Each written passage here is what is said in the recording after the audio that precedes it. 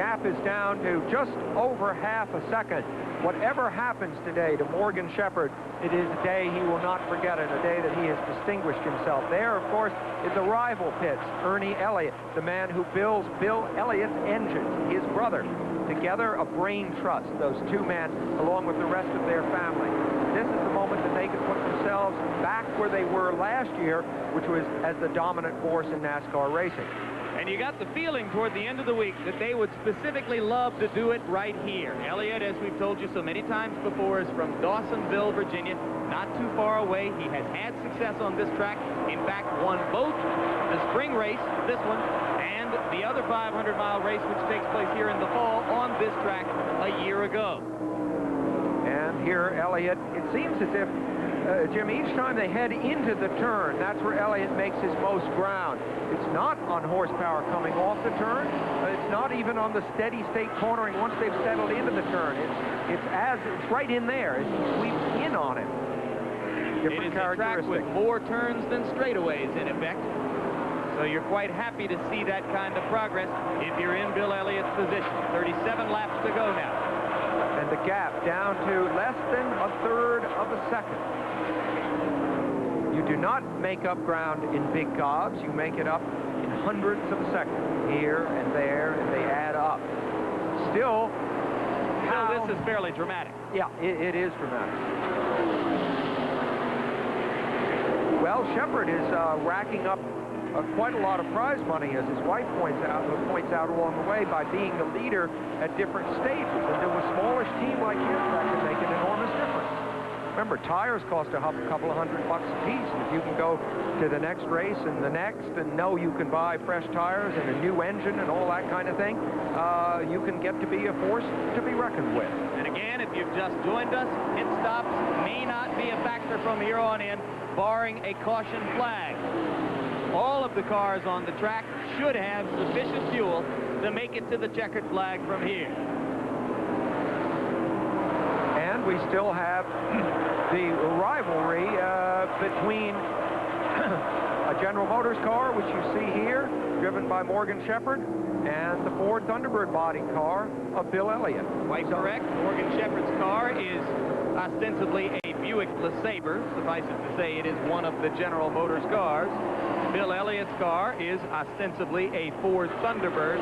Suffice it to say, it is, in the context of NASCAR racing right now, not just a Ford, but the Ford. Right, and I think also, you know, when you say ostensibly, I believe a Buick LeSabre comes to those of us who might want to buy one in the showroom as a front-wheel drive car. Here, of course, it's rear-wheel drive in a completely different configuration. Only the body has even the slightest resemblance to the real thing, and all the General Motors cars, incidentally, use Chevrolet engines, so not even the engine is a Buick. But it's a wonderful racing car, isn't it? They all are. By any name, it is a wonderful racing car. What an extraordinarily safe form of racing, given the speed. I mean, obviously, we think at this moment partially about Slick Johnson and Kirk Bryant and hope that they are okay. But this particular form of automobile racing, particularly given the speed, has an incredibly low serious injury rate. Oh, yes. Compared to Indianapolis or Formula One racing, it's almost like a different sport. And here is the look at third, fourth, and fifth. And you can't forget this group. They're only about a second and a half back on the track. That's Richmond leading in that group. Labonte in the middle. And Dale Earnhardt, of course, throughout much of the race, it seemed like the toughest and strongest guy. He is third in that group and fifth in the standings right at this point.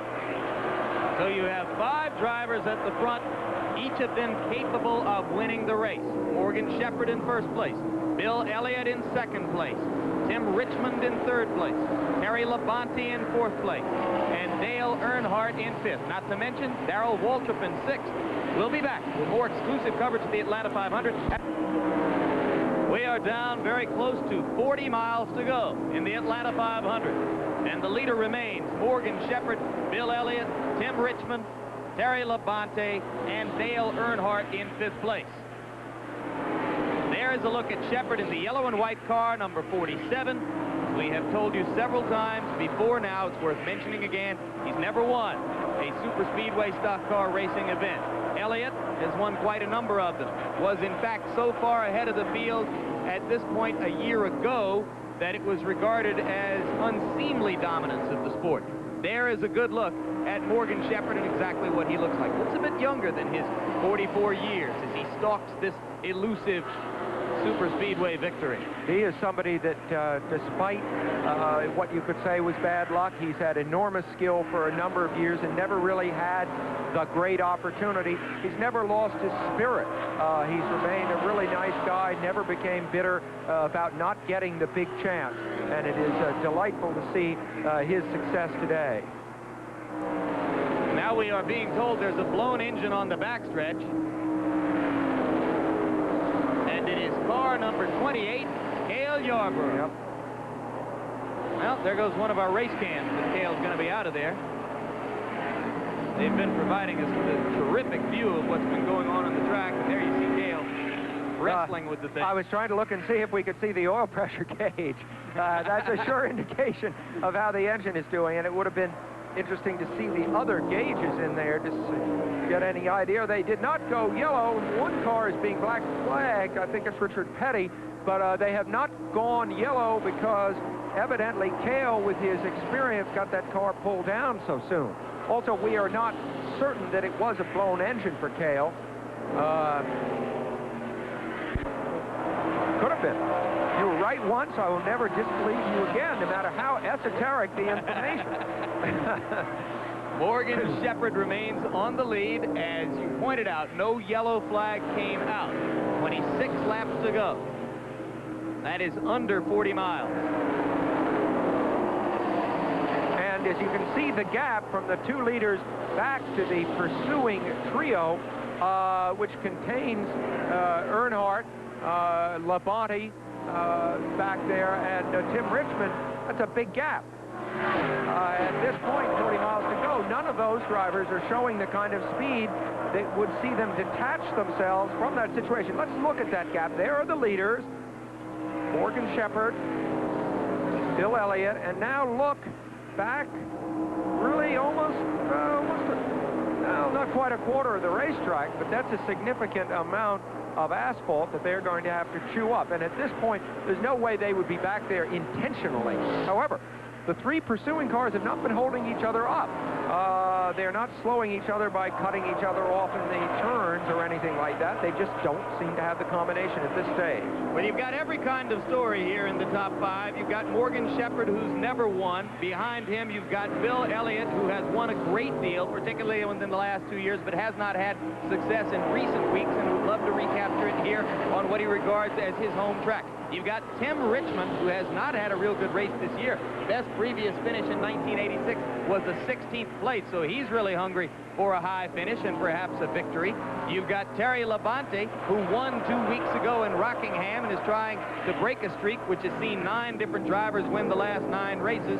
And of course, you have got number 3, Dale Earnhardt, who's had such a tumultuous month, ran out of gas while apparently threatening to win in the Daytona 500, crashed in the closing laps with Darrell Waltrip at Richmond, was fined by NASCAR after having been singled out as the culprit in that crash. All 5 of them still within range of a possible victory here in the Daytona 500. And now let's go down for one more report from Tim Brand. Okay, Jim, I just wanted to keep you updated on the accident that we had a little while earlier. Now, we still don't know the extent of the injuries to these race drivers, but we do know that Kirk Bryant has been examined here at the Track Medical Center and been released. So obviously, he is not in bad shape. Slick Johnson is still in the medical center here at the racetrack. He is being examined even as we speak. He is still in there. So we do know that Kirk Bryant has been released. Slick Johnson is still in there. We will keep you updated. Jimmy? All right. That is at least partially good news. I mentioned that a black flag had been waved about 4 laps ago at Richard Petty. They have not shown him that flag again. I don't know what that confusion was about, but for his legions of fans, they've withdrawn that black flag. For his part, Richard appeared to ignore it. If they're going to let him ride, more power to it. Exactly. There's Shepherd's car. He has shown no signs of yielding that lead. In fact, if anything, he's put a little distance between himself and Elliott since the last time we monitored it this closely. They are passing slower vehicles which have been lapped. Among them, Richard Petty, who you see coming to the screen on the left side there. Tim Richmond, who, of course, has been part of the hunt and part of the story, has dropped suddenly. You see it here on our standings, and he is further back even than it looks. He suddenly fell off the pace for a lap and a half, and seems to have lost whatever edge he had. When that sort of thing happens this stage in the race, and it happens suddenly, usually something in the engine, could be valve spring, something like that, depriving him of power. Now Shepherd goes by Petty, and for the moment, Bill Elliott had crept back up close to Morgan Shepherd. Now, as he takes a little while to get past Petty, he drops back a little bit. Perhaps we can see here in these next couple of laps what potential Elliott has to close in and place himself on Morgan Shepherd's rear bumper. Less than 20 laps to go now. The set of tires that I mentioned, they took off Elliott's car so quickly earlier in the game when his car seemed to handle so well. I would predict with certainty is back on the car right now. For one thing, it's showing almost the same kind of handling characteristic that it had then. I just believe he is playing a waiting game. Unless something really exceptional happens, I'm favoring Elliott at this point. Now, Tim Brandt is down there. Tim? Sam, I'm with Cale Yarborough. Cale, what was the problem? Well, I really don't know exactly. An oil line, an oil pan or something. The oil pan cracked and the oil line broke or something. The engine was still running, but we had a bad oil leak. Up to that point, still in the hunt?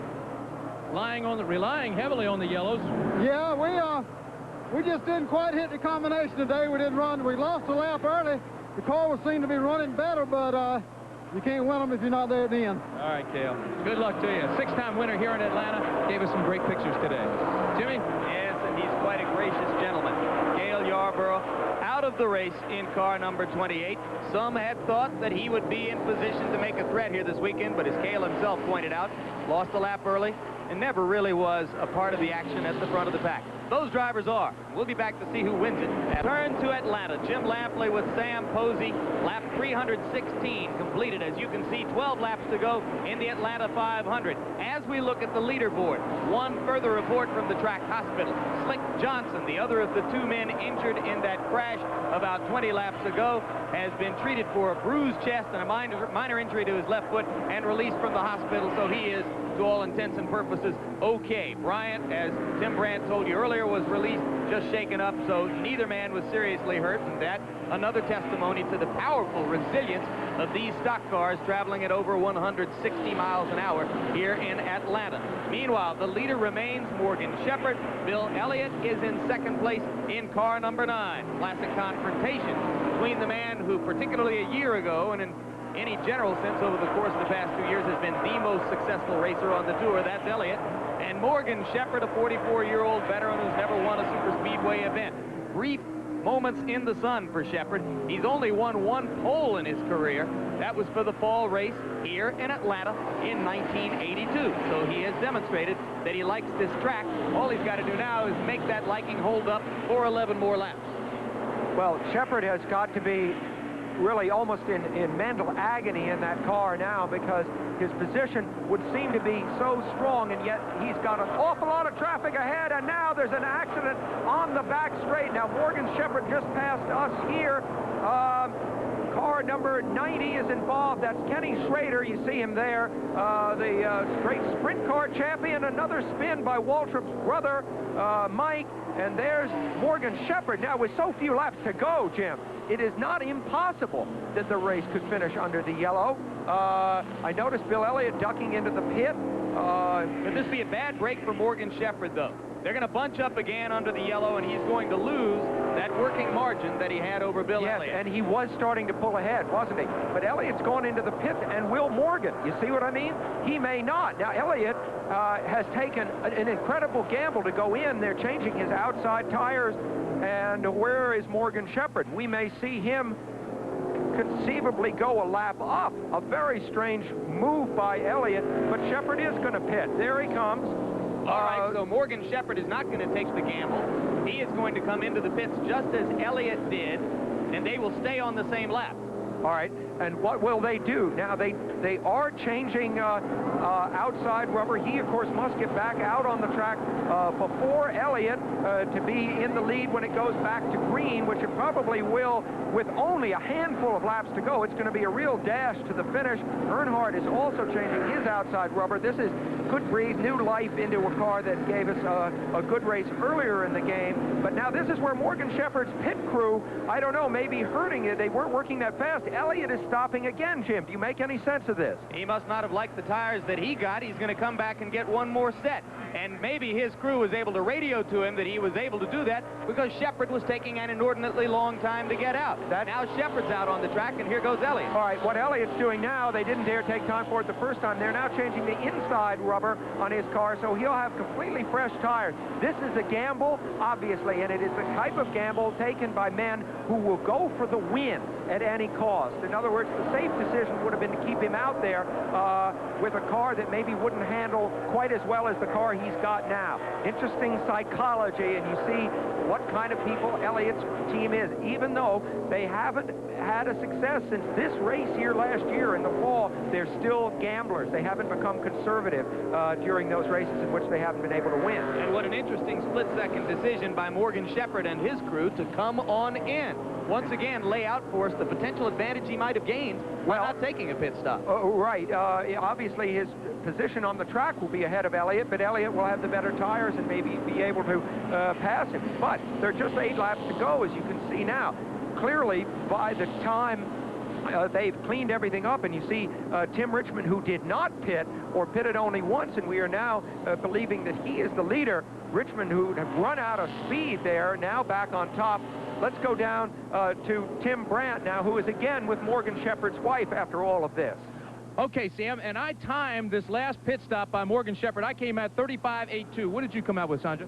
35.34. Now, how does that hurt him? Tim Richmond is now the leader. Was it the pit stop? Did he have to come in? Well, he didn't have to, but if everybody else come in and got new tires and we didn't, then that's going to slow us down at the end. How many times have you all talked about winning that first race on the Grand Speedway? You haven't won one. No, we haven't. This will be our first, and we're really hoping maybe within these last few laps we can get back up there. The guys just haven't had a chance, to really work together, so they're trying their best, and with the help of Jake and everybody, we're doing good. But it's just we got a little bit of work to catch up on. Everybody else races every week, and we don't. So. Are there those quiet moments though when you talk about the first win? Oh yes. Oh yes. All right, Tim. All right, thank you very much, Tim Brandt. And we look now at Tim Richmond, who has gone into the pits. The hood has gone up. I think that they're using this stop under the yellow as a desperate effort to solve whatever problem had beset them that caused Richmond to drop off the pace suddenly. I thought he might have bent a valve. It's possible that one of the spark plug leads came off. That is something they could fix quickly. I don't believe they're even working on it right at the moment. They're getting the tires squared away. A man went back over the wall to get something. Of course, this is desperate for Richmond, but even though Richmond was leading there suddenly, Jim, I don't think he or anybody else realistically valued his chances. Well, we're now being told that he is the victim of throttle leakage on the car, so he goes back out onto the track not as the leader. Now it is Morgan Shepherd who once again will hold the lead. Behind him, Dale Earnhardt, and that is perhaps the one man he would least have wanted to race with head-to-head in these closing however many laps they will get to race once the green flag comes out. Behind Earnhardt is number 44, Terry Labonte, who is going for his second consecutive win. He won at Rockingham 2 weeks ago. Behind him, car number 11, Darrell Waltrip, and that could pose a problem because Waltrip is going to be between Labonte and Bill Elliott, and Waltrip has been slower. If he is at all difficult for Elliott to get by, that may cost Bill any chance he had of winning the race. Yeah, I think it'll come down to how many laps remain once they go back to green. Elliott may very well have the fastest car on the track when they go back to green, but he's now got an awful lot of traffic between him and the leader. So what Morgan Shepherd has been doing may pay off for him. I know what his wife meant about the pit crew being a little slow. They are new. They weren't working together that well. A similar situation happened to the Firecracker 400 last year with Greg Sachs. He had a crew that was very new, but they managed to win that one. Incidentally, on the Tim Richmond thing, it would be a trouble with the throttle linkage, the throttle not returning properly there. What did I say? Throttle leakage? Leakage. But you'd never find that. A very small amount. All right. So there they are.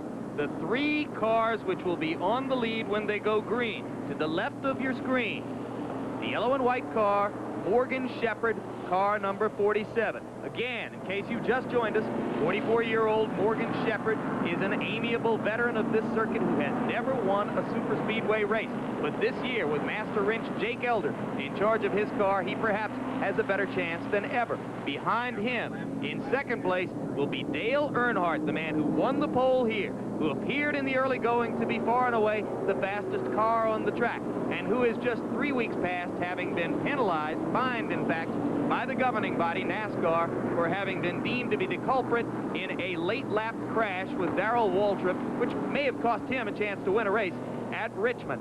Terry Labonte is behind Earnhardt in car number 44, and he was the winner at Rockingham 2 weeks ago. We are now told that there will be 4 laps to go as they take the green flag in 1 more lap. So there are 5 laps to go now. They will take the green after this time around, and there will be 4 laps in which to race. So it'll in effect be a 4-lap race between Shepherd number 47, Earnhardt number 3, Labonte number 44. And then behind Labonte, I believe the 4th place car is Darrell Waltrip, car number 11. There indeed is Waltrip right there on your screen. And behind him, the 5th place car, car number 9, Bill Elliott, who seemed to have things all set up for a potential late run at Morgan Shepherd prior to that last yellow flag. It would seem that with only 4 laps of racing left, the odds are really stacked against Bill Elliott. It'll be interesting, however, to see Earnhardt, who couldn't come up with the speed prior to this last yellow, to see what they may have done to his car during the thing. You know, if you're trying to pick which car you'd like to be in right now, it's really a tough call, because with so many changes made to the cars during that last series of stops, I really don't know. I know I'd rather have Bill Elliott's chassis underneath me than anything else, but needless to say, I'd like to have Morgan Shepherd's starting position. But would you rather have Shepherd's place than Dale Earnhardt's place? Conventional wisdom has been, in the past, given the slingshot technique and the aerodynamics of the sport, that you're better off being second than first. Yeah, but that doesn't work that way so much anymore. No, I think it's better if you can lead, and Shepherd seems to, every time it goes green, he seems to get a little jump on the guys.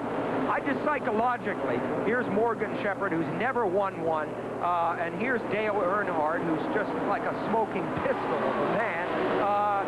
You know, in a sense, it's the good guy versus not really the bad guy, but kind of a villain of some things. And you know, look at Earnhardt now. We're seeing it happen maybe even sooner than we thought it would. He seems to have a real good grip. The same grip that 3 laps to go. Gave Earnhardt the pole position.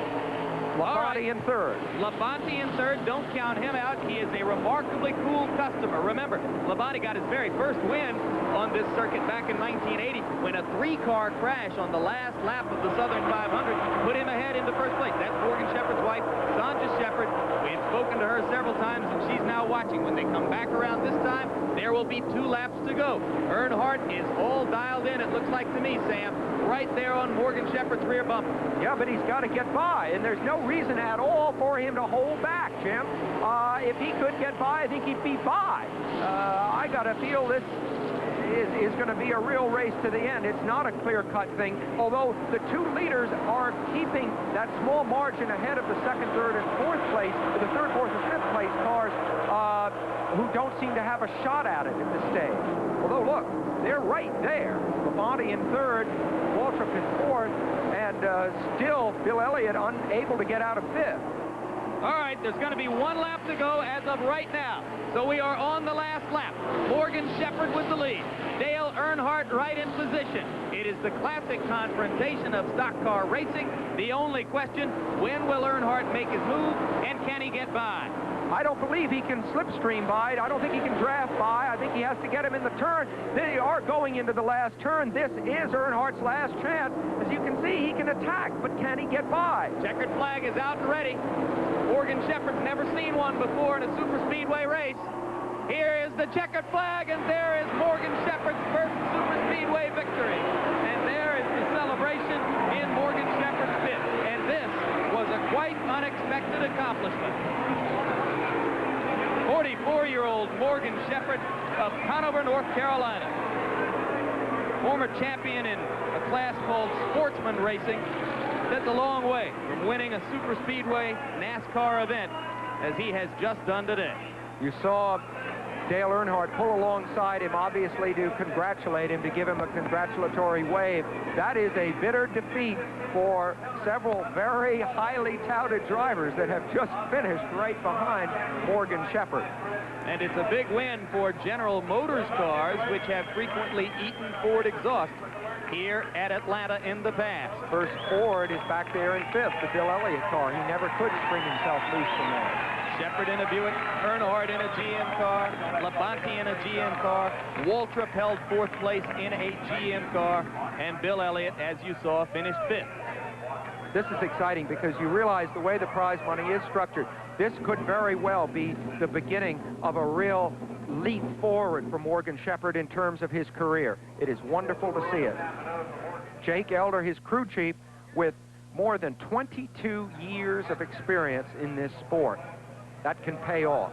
10th different driver to win in the last 10 races. And if you want to draw an analogy in terms of what it does for a driver, this is a little bit like a golfer winning for the first time. No more qualifying on Mondays, so to speak. Let's go down to Tim Brandt, who is right there next to Morgan Shepherd's car. All right, I'm in Morgan's car. And Morgan, first of all, congratulations. You've won the National. Now you come out, you've got the Super Speedway.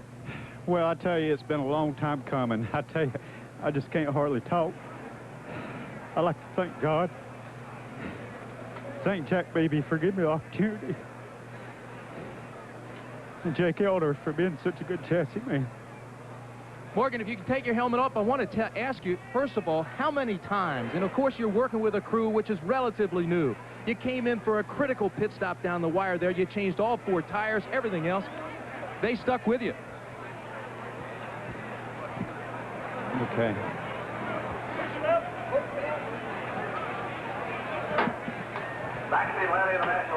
Morgan, your feelings right now as you sit in this car with your first Speedway win. I tell you, this is just great. You know, I couldn't believe it's going to happen. We worked all day there.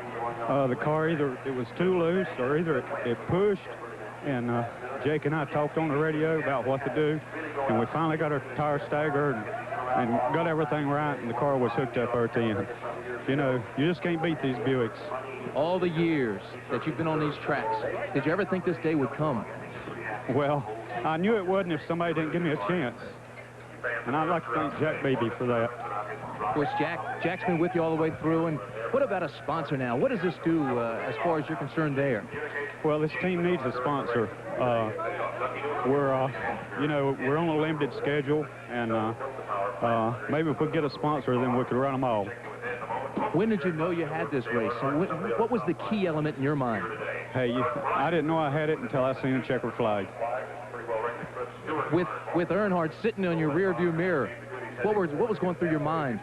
Well, I knew Earnhardt was tough, but our car was working well, and I knew I could hold the bottom, and I knew it was going to be a knockdown drag-out. But fortunately, Ducky Newman them does the engine, and we had a good engine, you know, good Buick. What can I say?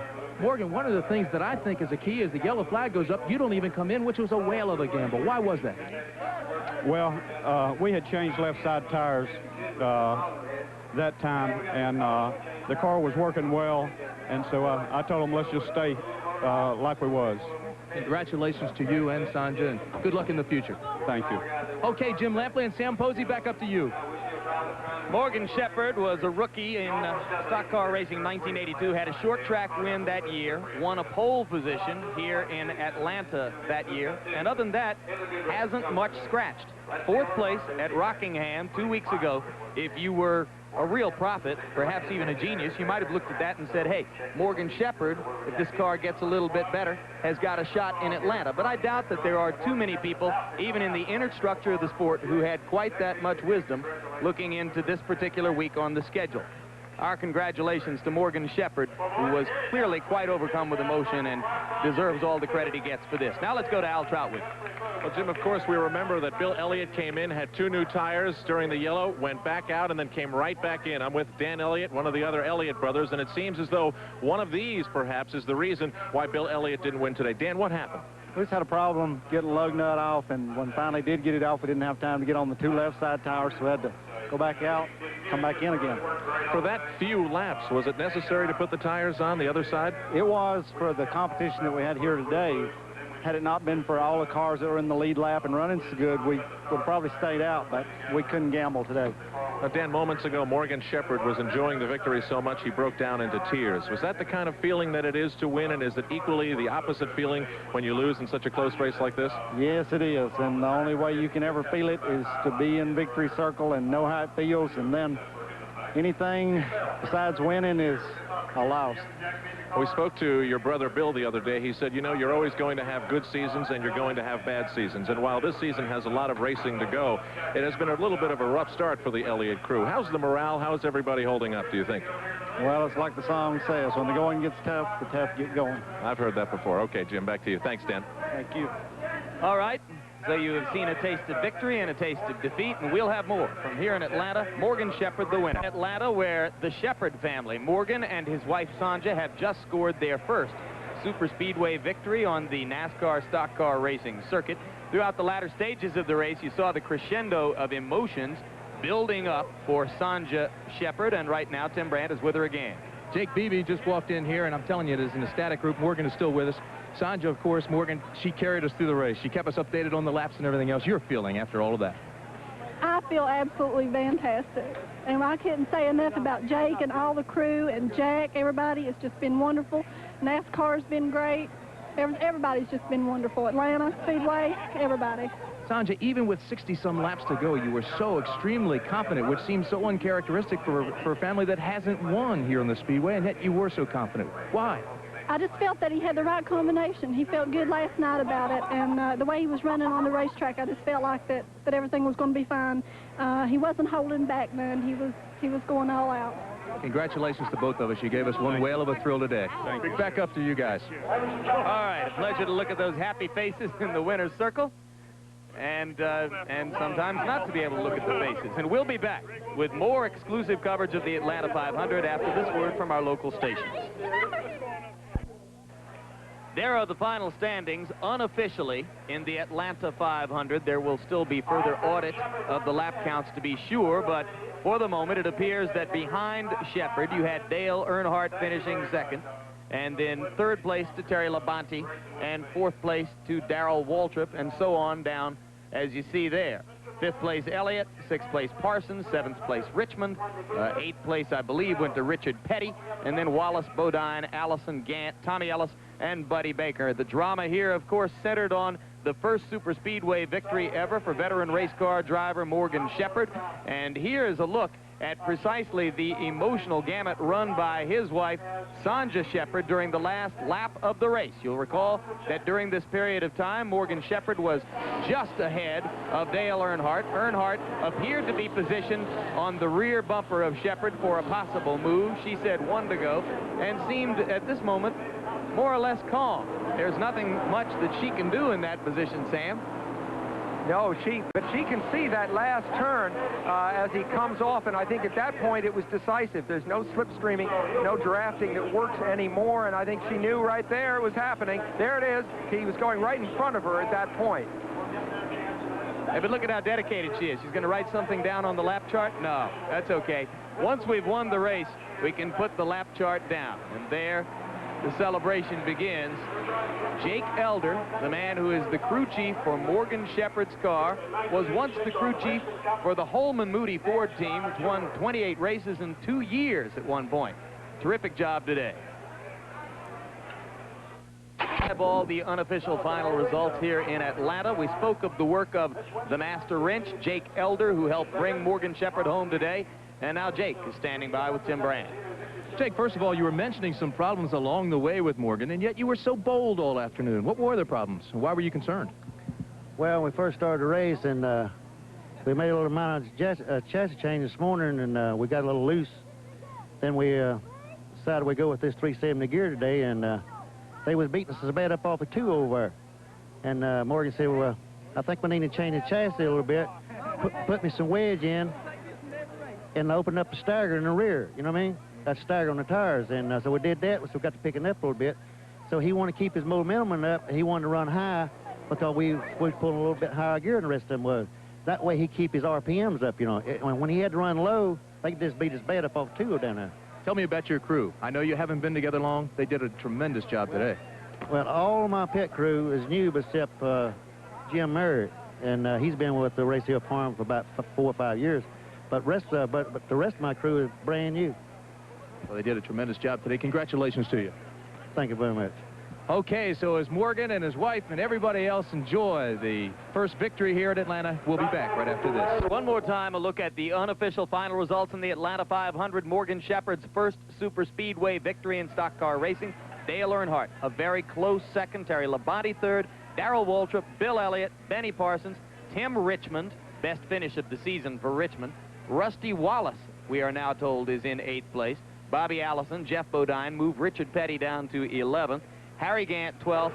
Tommy Ellis, who started 42nd and last on the grid, finished the race and wound up in 13th place. And Alan Kulwicki was 14th. Stick with us. We will have further wrap-up activity from here at the Atlanta 500, including a full replay of the dramatic closing laps of the race. Coverage of the Atlanta 500 was produced by Chuck Howard, directed by Larry Camp. Technical Director Werner Gunther, Associate Producer Ben Harvey, Associate Directors Dick Buffington and Jack Grant. Car racing in 1986, 4 different makes of cars have won those races. 4 different drivers have won those races. And right now, Sam Posey, as we'll talk about in just a little bit, you have an extremely balanced competition in Grand National stock car racing, the super speedway kind of racing we saw here today. For the moment, it appears almost anybody who's suited up in a General Motors car can win a race. For more on that, let's go down to Al Trautwig. Well, Jim, really the story for Dale Earnhardt today, I believe, was the fuel. And with me is David Smith, who helps sets up the car, and he keeps track of the fuel consumption for Dale Earnhardt's car. Now, David, there was a critical moment early in the race when it looked as though Dale ran out of fuel. I couldn't confirm it at the time, but did he? Yeah, we did run out again. We've had a problem with the fuel miles this year. A little bit down on it, really. We're getting more horsepower, and you get more horses, you got to feed them. So we were scheduled to come in about 2 laps earlier, which was on race lap number 58. No one else had pitted, and the way our projections ran, we should have been able to go 60 laps with no problem. The thing made it 59 3/4, so we were close, but not close enough. But, you know, luckily we got a caution later and got back, you know, didn't lose the lap, and we were able to get back in contention, so we were okay. Does that spook the crew for the rest of the race? Oh, it tears my nerves out for a little while, because everyone back home, you know, knows that I help with the fuel miles and Richard, and I correspond to Richard and Kirk Shelby, of course. They determine when Dale comes in, so I just keep the chart. And I feel embarrassed, you know, everybody feels a little bit embarrassed, but we're working on the whole deal, so we know what we need to do. It's just a matter of getting to it. Okay, David. And by the way, Jim, these guys felt that Dale had enough power to pass by Morgan Shepherd in the last lap, but he couldn't do it. Back to you. Well, if he had enough power, he was not able to demonstrate it. Now, I said moments ago, almost anyone who's outfitted in a General Motors car can win a race. Of course, Kyle Petty, in winning up at Richmond, did win in a Ford, but it's worth noting that he was 5th in that race and was really presented with the opportunity for victory in the closing laps as a result of the crash that took out Earnhardt and Waltrip. Your final reflections on what Morgan Shepherd was able to accomplish here today? To me, it's so exciting when somebody who is, in a sense, a privateer, who's pushed and hoped for so long that success could finally come his way, can break through the Megabucks team's strength. And I mean, finishing behind him from Earnhardt back to Waltrip, back to Elliott, were a whole group of people that any hunter would consider fine trophies indeed. And I think for somebody to go out there with much less ammunition, so to speak, and still be able to knock off the big guys shows how incredibly well-balanced NASCAR racing is right now, because even though over the whole series, yes, the big guys will emerge victorious, on any given day, the little guy can still come through if he's got heart enough and luck enough. Remarkable how rapidly things have changed in the sport. A year ago, there was concern on the part of drivers, officials, sponsors in the sport that Bill Elliott was dominating the competition so clearly and consistently that they were going to lose some spectator appeal as a result of that. Now, a year later, you could not find a more markedly different situation. I know it, and it's extremely welcome, although I think that in some ways last year lent a little focus to the sport, too. It did show that a team could get a handle on it, a little bit like rooting for a great golfer in professional golf can give the sport some identity for a period of time. Because Elliott established the standard which the GM cars have reacted to with their present performance. Now, exactly. You will recall that the last 4 laps of this race, a drama established by a caution flag, which came on about lap 100, or at about the 492-mile mark, I should say, and left 6 miles of racing in effect. 4 laps, which began right here. And Sam Posey, we're going to take another look back now at the upset which took place as a result of this scenario. Now, Shepard was leading in car number 47, and Dale Earnhardt had been shuffled to 2nd place when the deck was shuffled during that caution flag, which just preceded this. And while Shepard was able to pull quickly ahead of Earnhardt, Earnhardt's counterattack was so effective that I'm absolutely certain that had Earnhardt been ahead of Shepard at the restart, Earnhardt would have just pulled away during these last 4 laps. But being right with Shepard and getting by him were obviously 2 very different things. It's interesting that Terry Labonte in the blue car really shadowed them the whole way. Now, here's a man that never led the race, or maybe only a couple of laps during yellows, and yet when it came right down to it, Labonte, who you see in that blue car in 3rd now, really had the speed of the leaders as well. It was an incredibly well-matched race for the finish. It's just that Morgan Shepard had the tactical position that he needed. Earnhardt must have just been going through the agonies of the damned at this point, because I think he realized that Shepard could carry that speed off of the turns, and even though he could attack down low, and you see him pushing him here, that when it came time right here to accelerate off, Shepard's car ran so smoothly off the turn that Earnhardt couldn't do anything about it. You saw Earnhardt's car wiggle a little bit, meaning his car was sliding, and he just couldn't put the throttle down as soon as he wanted to. Precisely what I was going to ask you. As you look at the rear end of Earnhardt's car in this replay, doesn't it appear that maybe he was a little too loose? Yes, it does look that way, although I don't know what he could have done that would have been any different. I think that Shepard at this point wound up with a nearly perfect handling car, and of course there was no traffic ahead. The tail enders were well around the track, so it was a clean race to the finish.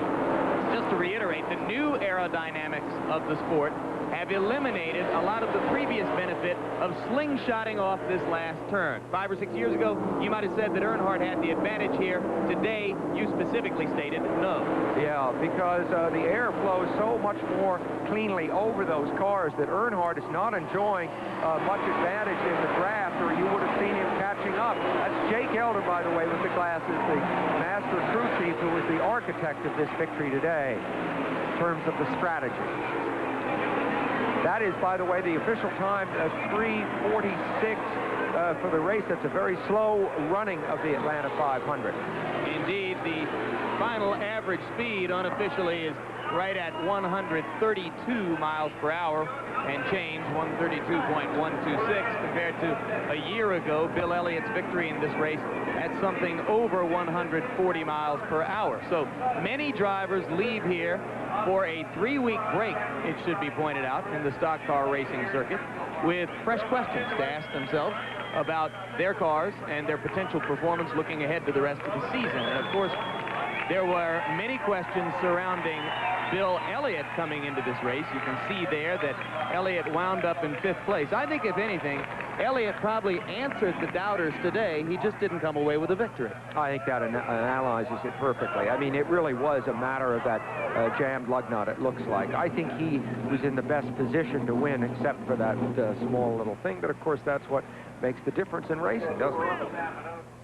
And this kind of racing is a matter of only the slightest adjustments, as all of the races seem to be so close and so competitive at the end. We are looking at further finishes on down the line. Right now, let's take a look at a word about an upcoming program on ABC Sports. Saturday, it's the professional rollers. As we look forward to the Kentucky Derby and, of course, later on in the month of May, qualifying and the race at Indianapolis. There again, final unofficial results from today's live coverage of the Atlanta 500 stock car race. The third-place finisher is one of the hottest young forces in the sport. Number 44 car, Terry Labonte, winner in Rockingham 2 weeks ago, third place today, standing by with with Tim Brandt right now. Tim? Jim, Terry and I were just talking, and it seems like you were in a fight all day. You were fighting around the track, and your car was tight and working on that.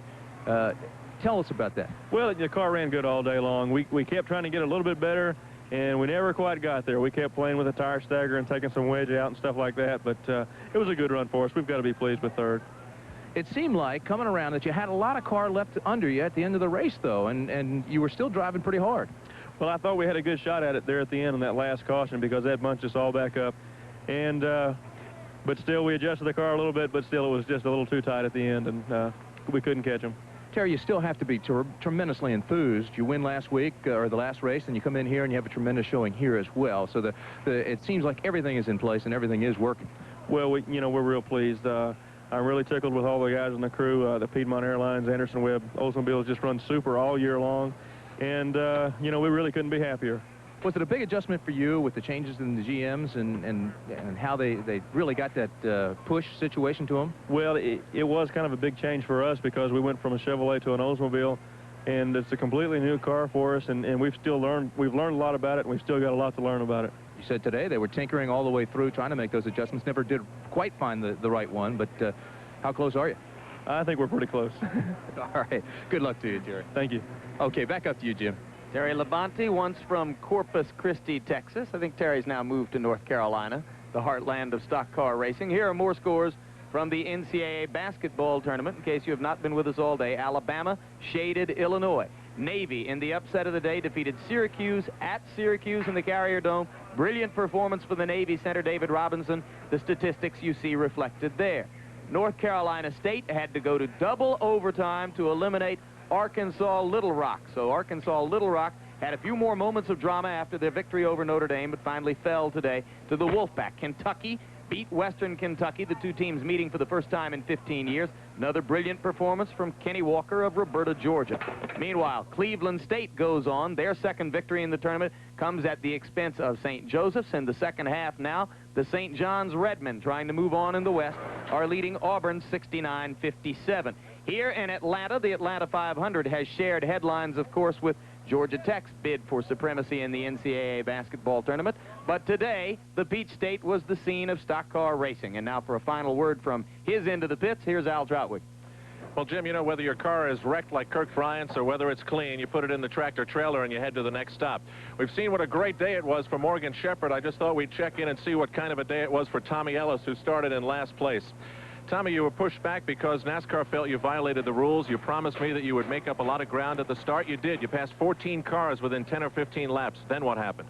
Well, the car was a little loose, and we was in the back of the pack, and the leaders had such a big jump on us, we ended up getting lapped. We run about 60, 70 laps, something like that, without a caution. I don't know exactly how many it was, maybe 75 miles anyway. Without a caution, we ended up getting a lap down, and we were running pretty good from then on, and then right at the end we had a flat, ruined the whole day. We had a good top 10 finish going, and after we had that flat, it was just we lost another lap before we could get into the pits and get it changed. And you know, it's just awful hard when you go out and run hard and work as hard as all these guys do on the call. And Freelander, the mortgage people, they give us the equipment we need to run good with, and it just looks like with the bad luck we've been having, we haven't been able to give them what they deserve. All right, Tommy, thanks very much. So there you have it. From last place to first place, Morgan Shepherd. And to you, Jim Lampley and Sam Posey. All right, thanks very much, Al. Let me correct the basketball score. Put Auburn on top of St. John's and not vice versa. If you are a Southerner, as I am, you have to have enjoyed not only the race, but the colorful palette of speech patterns which we have been feasting on all day here in Atlanta. Now, for Sam Posey, Tim Brandt, and Al Trautwig, I'm Jim Lampley. Goodbye.